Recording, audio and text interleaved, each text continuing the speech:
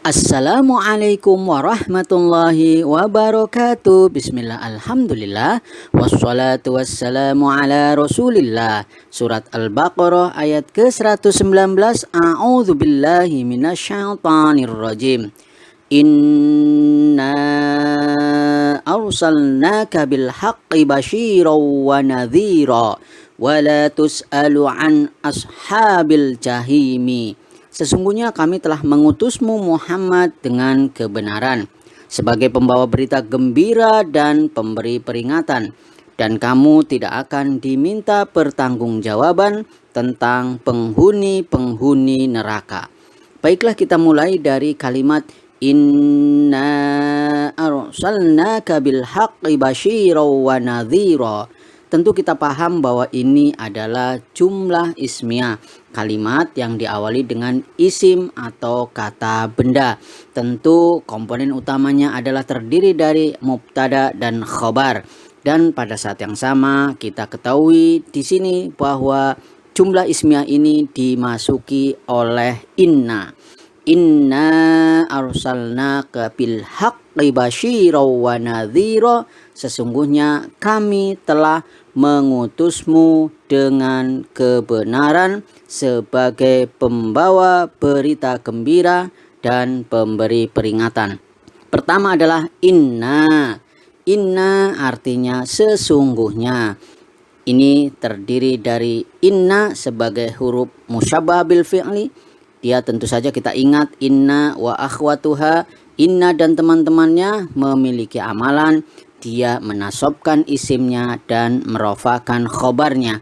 Inna diterjemahkan sesungguhnya kami. Kenapa? Karena di situ na sebagai isimnya dari inna.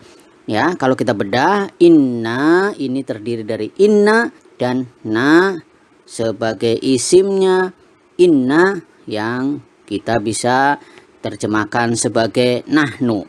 Sehingga inna artinya sesungguhnya kami. Berikutnya adalah arsalnaka. Arsalnaka artinya kami telah mengutusmu. Arsalna ini tentu saja merupakan fi'il madhi. Dia kata kerja yang telah berlangsung dengan na di situ sebagai fa'il atau perlakunya. Fi'il madhi di sini mabni atas sukun karena bertemunya dhamir rafa mutaharrik, dalam hal ini adalah na, sedangkan al-kaf di situ merupakan maf'ul bih atau objek. Kalau kita perhatikan maka arsalna merupakan fi'il madhi. Ketika kita mentasrif secara istilahi tentu kita paham dari arsala yursilu irsalan, mursilun mursalun, arsil la tursil. Adalah kita mulai dari huwa huma hum, hiya huma hunna, anta antuma antum, anti antuma antunna, ana nahnu.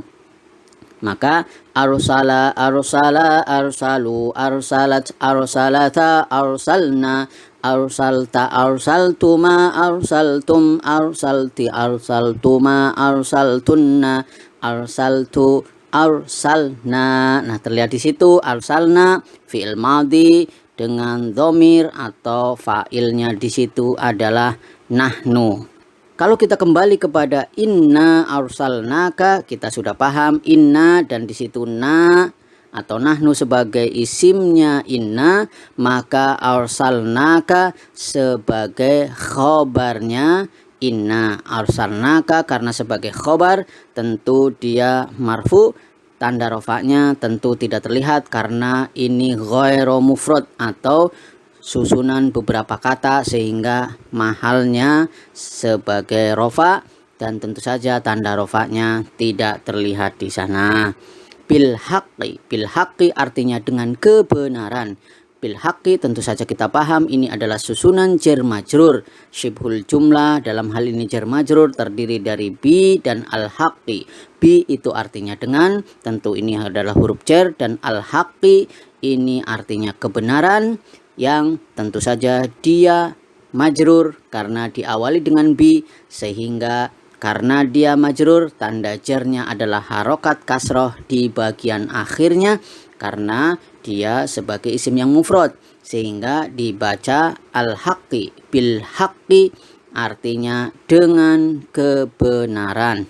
Tentu dia ta'aluk, dia berkaitan, dia memiliki keterkaitan makna dengan hal yang tidak dimunculkan. Berikutnya adalah basyiro.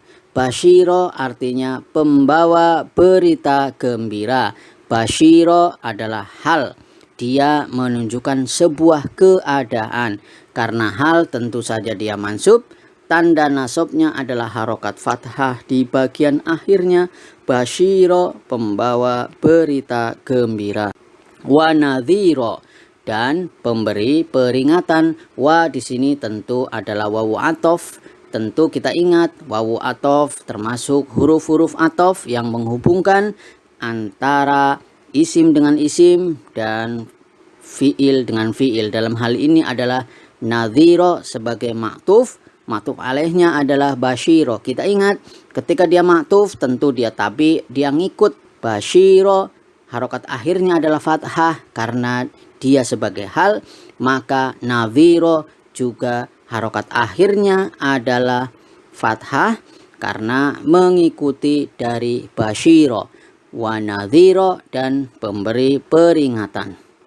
Berikutnya adalah wala tus'alu an ashabil jahimi, dan kamu tidak akan diminta pertanggungan jawab tentang penghuni neraka.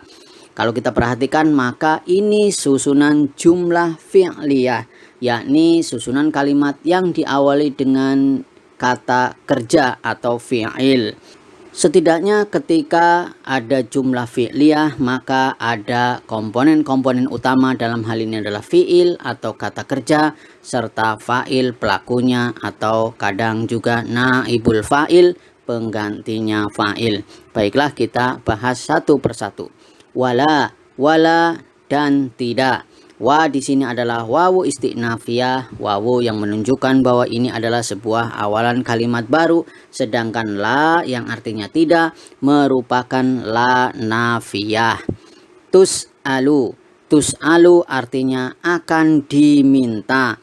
Tus'alu ini adalah fi'il mudhari yang majhul, dia kata kerja yang sedang berlangsung atau akan berlangsung dalam posisi pasif atau majhul, sehingga tus'alu diterjemahkan akan diminta.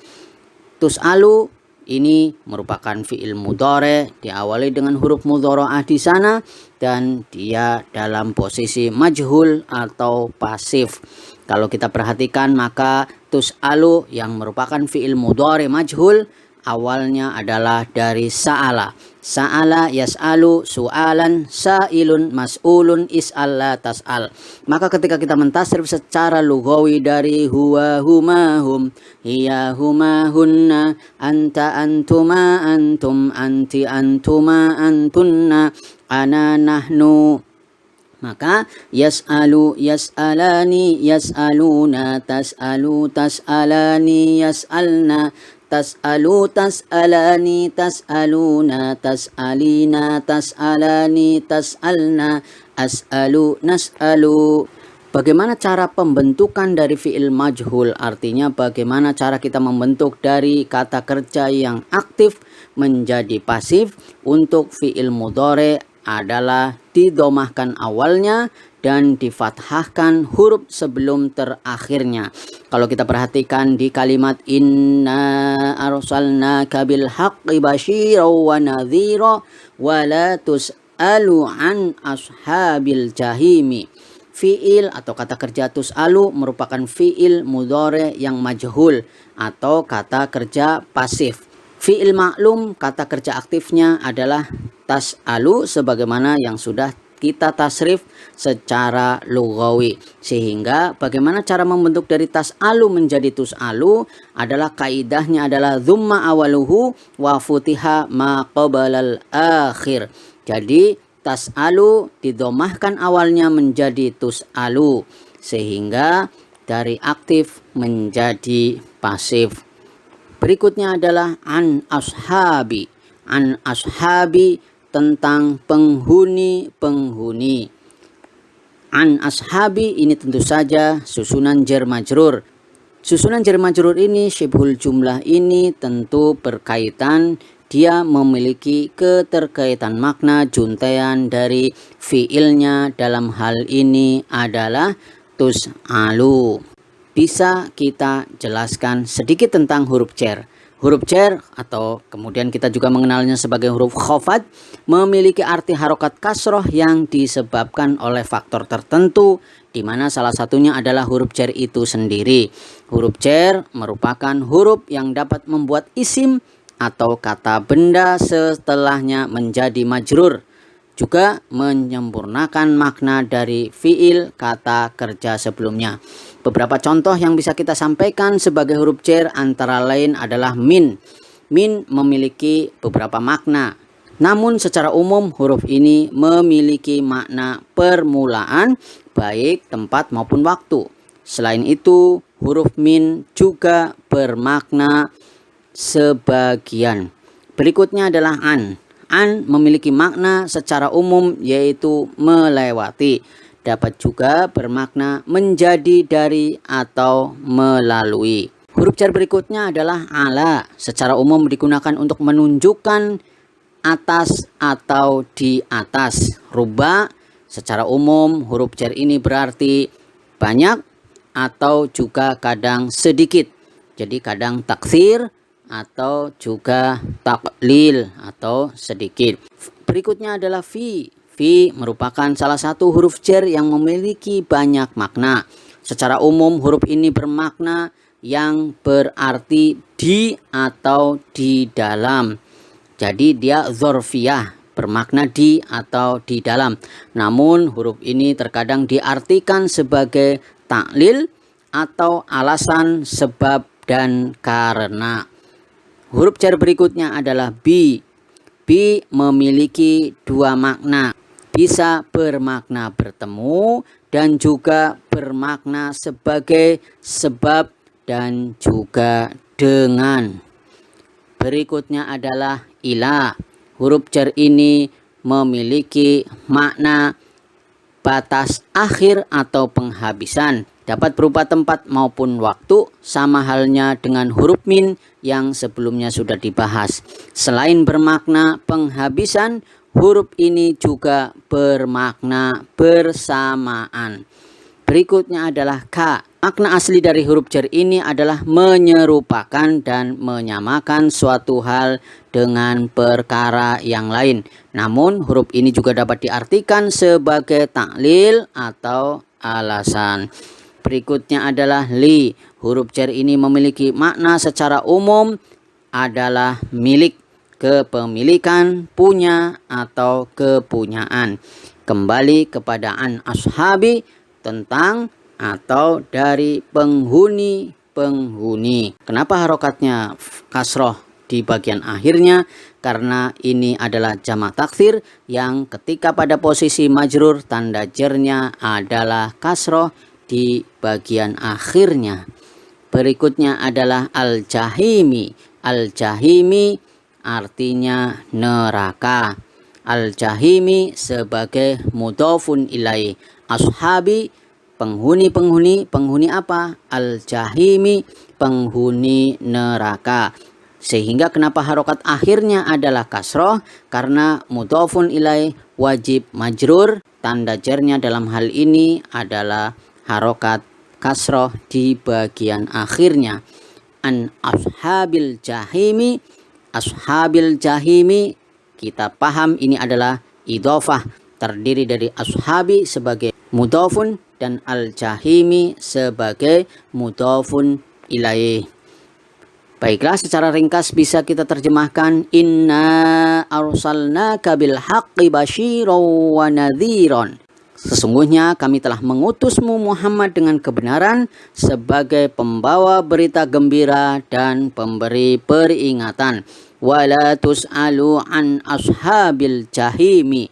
Dan kamu tidak akan diminta pertanggungjawaban tentang penghuni-penghuni neraka. Demikian yang bisa sampaikan, semoga Allah memberikan rahmatnya kepada kita semuanya. Subhanakallahumma wa bihamdika asyhadu an la ilaha illa anta astaghfiruka wa atubu ilaik. Wassalamualaikum warahmatullahi wabarakatuh.